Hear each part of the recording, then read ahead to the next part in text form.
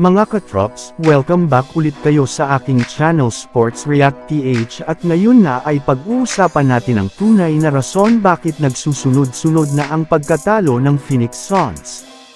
Pag-uusapan na rin nga natin ngayon dito sa ating panibagong video ang balitang pumayag na nga daw sana ang Utah Jazz na i-trade si Walker Kessler sa Los Angeles Lakers.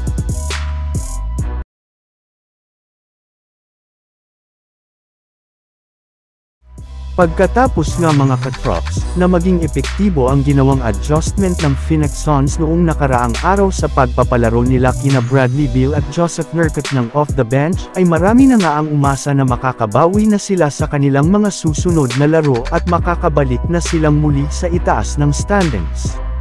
Ngunit sa kasamaang palad ay napatunayan nga ng Suns na hindi pa rin talaga sapat ang kanilang mga ginawang bagong game plan matapos silang matalong muli kahapon sa Charlotte Hornets.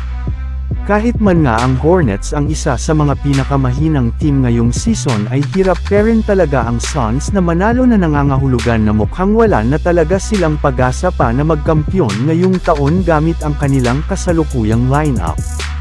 Sa kabila ng pagkakaroon nila ng napakaraming talento sa kanilang lineup ay hindi pa rin nga nagiging sapat dahil unti-unti nang nasisira ang kanilang chemistry dahil sa pagkawala at pagtatamo ng injury ng kanilang mga key players.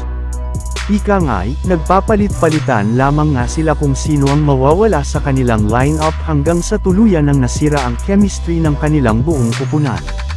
Samantala pumunta naman tayo sa ating sunod na pag-uusapan ngayon sa balitang pumayag na nga daw sana ang Utah Jazz na i-trade si Walker Kessler sa Los Angeles Lakers.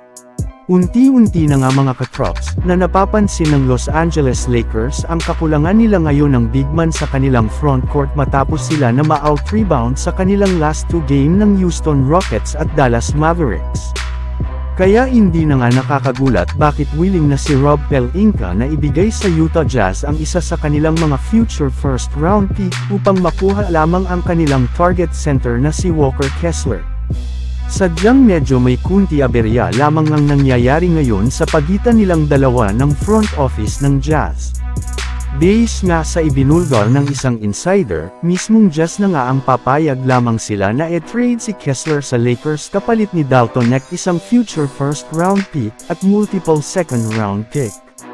Yes, ganyan nga karami ang dinedemand ngayon na trade package ng Jazz para lamang kay Kessler na agad rin namang tinanggihan ni Rob Pelinka dahil obvious naman na nalugi sila sa ganitong klaseng trade. Kaya magkakaroon na naman nga sila ng panibagong negosasyon sa mga susunod na araw.